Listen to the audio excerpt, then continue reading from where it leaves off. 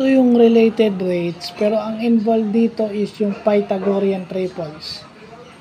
Yung Pythagorean triples na ang given is 5, 12, and 13. Yun yung tinatawag na Pythagorean triples. So, ito yung related rates na involved o given yung Pythagorean triples.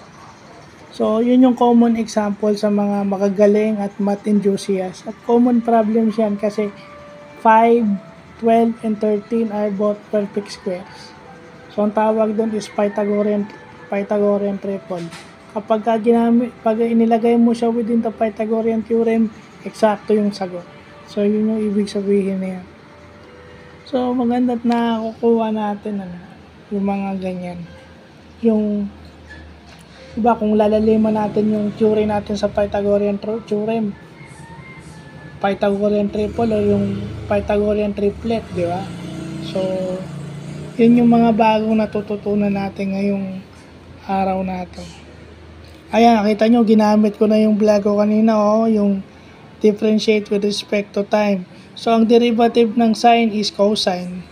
Then, yung derivative ng 5L is 5L raised to negative 2. Kasi bakit?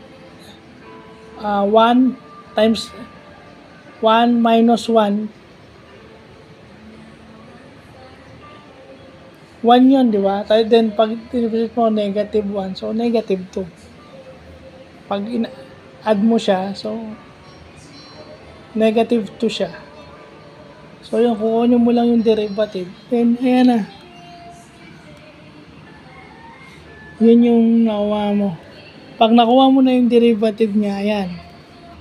Lagi naka-times yung dLdt kasi chain rule. Kasi nag-i-increase siya. Nag-i-increase siya o nagdi-decrease. Kaya laging naka-multiply sa hinahanap mo. Kasi hinahanap natin yung rate ng pag-decrease o pag-increase ng angle. Yun yung maganda sa problem na to. So, yun lang po.